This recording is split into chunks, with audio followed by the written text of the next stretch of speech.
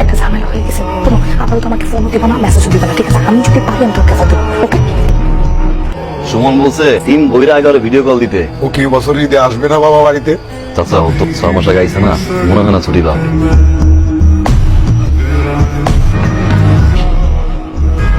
তুমি এত রাতে ফোন দিতেছো কেন? আমি তোমার বলছি না তুমি এখন যোগাযোগ করো না।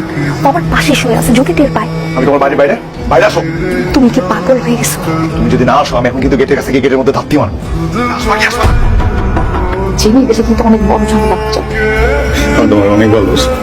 আচ্ছা ঠিক আছে, আমি চাই তুমি নিজের খেয়াল রেখো। হ্যাঁ, বিদেশে অনেক কষ্ট করো। কিসের কষ্ট? তো সারাদিন কাজ করার পরে রাত্রে ঘরে ঢেকে রান্না করতে হয়। অবশ্য আমি না, আমার ফ্ল্যাটে 17 জন থাকে, কাজ করার পরে যে তার বউ কথা বলতে জামাই না জামাই লাগে ঘুরতেছে ফিরতেছে কফি খেতেছে ভালোই ফুটতে আসতে ভাই। আর তুমি দার্জিলিং থেকে গান আসতে ভাই। বিদেশে বাড়িতে কাজ করে কি কষ্ট দেখো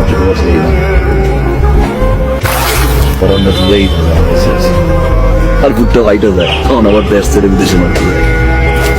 খোকন কাকারে বলছে 20 থেকে 25 জন এতিম খবর দিতে, জোহরের নামাজ একসাথে পড়ে আপনার জন্য দোয়া করো। তুমি একটু বাস করো না এগুলা। কই যাও? আইতেছি। কি হয়েছে, তুমি এত ফোন দিতেছো কেন? আমি বাইরে একটু দেখা করতে আসবো। আমি এখন আসতে পারবো না, কালকে শাশুড়ি কবর জেরত করতে যেতে হবে। খবরদার তুমি ওটা নিয়ে এলাকা থেকে এক পাও বের হবে না। আমি যদি দেখি তুমি বেরোছো আমি এক্ষুনি বাসায় এসে ওরে সব বলে দিব। এর সময় যেত যাও না? শরীরটা ভালো লাগতেছে না, ব্যথাটা তো বাড়ছে আজকে। মুখের নিচে অনেকদিন ধরে ব্যথা করতেছিল, আজকে একটু বেশি করতেছে। কি আমার তো কিছু বললাম না। তুমি রেডি হয়ে গেছো? আচ্ছা আমার 5টা মিনিট দাও, আমি রেডি হইতেছি। আমরা তো না যাই, চল একটা দেখি। ট্রেনের টিকিট কেটে ফেলছো না, এক কাজ করো তাহলে তুমি যাও, আমি বাসায় একটু রেস্ট নিয়ে ঠিক আছে। কি চাও যে তুমি? কি পেয়েছো? যখন জামাই থাকবে না তখন তুমি আমার কাছে টাকা নিবে, যখন জামাই চলে যাবে তখন আবার লাত্তি মারবি। কিন্তু টিস্যু পেপার রে যখন লাগবে তখন ইউজ করতে তারপর ফেলে দিবি। দোষটা আসলে আমার, আমি তোরে প্রশ্রয় দিয়া দিথাই উঠাই ফেলছি, এই জন্য এইসব কথা আমার এখন শুনতে হইতেছে। তুমি এখন আমার ঘর থেকে বের হ। আমি অস্ট্রেলিয়া চলে যাবো, 5 লাখ টাকা দাও। বসা গেট রাখছো বলা কি ব্যাপার? কি করে রাখছো? কি ব্যাপার, তুমি চলে আসলা যে? ট্রেন তো মিস করছি, সে মন টানতেছে না, তোমার শরীর খারাপ না? চলো ডাক্তার কাছে নিয়ে যাই। ডাক্তার কাছে যেতে হবে না, ওই গ্যাস্ট্রিক ওষুধ খেলে ঠিক হয়ে যাবে। বুঝতে হবে ডাক্তার কাছে নিয়ে যাই। যাও লাগবে না বলতেছি, তুমি আমি যাও। এখন ডাক্তার কি দেখায়? আরে বলতেছি না, যাবো না আমি। তোর বলতেছি যা, ফ্রেশ না।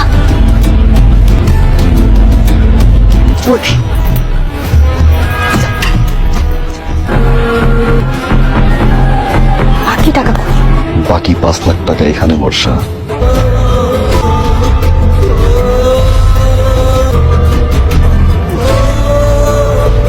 আমি ওর মার কবর জিয়ারত করতে যাব।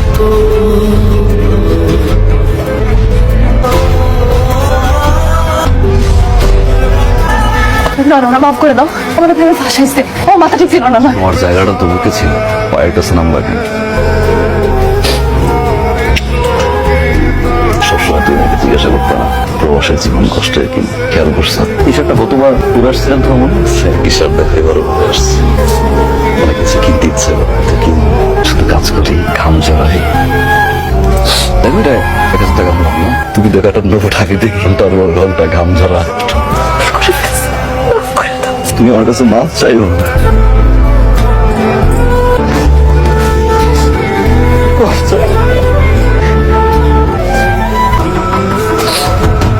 তোমার বাকি টাকা এই বাড়ির জমির দলিল আর 2 বিঘা জমি ছিল আমার, সব তোমার নাম লিখে দিচ্ছি আমি। তুমি সুখে ডিভোর্স পেপার বসে সবকিছু রেডি করা আছে।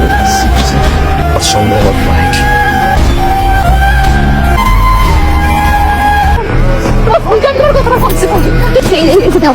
তুমি টাকা দিচ্ছি আমার কাছে, এই যে দাও আমি টাকা দিচ্ছি, এই যে 10 লাখ টাকা দিচ্ছি। লয়ের উপরে সব দিয়ে দিছে, এই যে দাও। ও আবার ডিভোর্স দিছে। ও গেছে আমার রেখে গেছে, তুমি গেছে না রমন গেলে তুই আমার বিয়ে করবা। আর গেছে গা লয়ের আমারে টাকা দিয়ে গেছে তুমি আমার। আরে বিয়ে আমারে তোমারে বিয়ে যে মেয়ে আরেকজনের সংসার ছিল আমার কাছে চাইতে পারে, সেখান থেকে আমার কাছে আরেকজন আছে।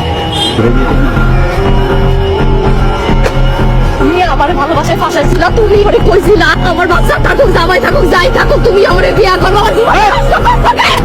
টাকাটা লিয়ে গেলাম চল।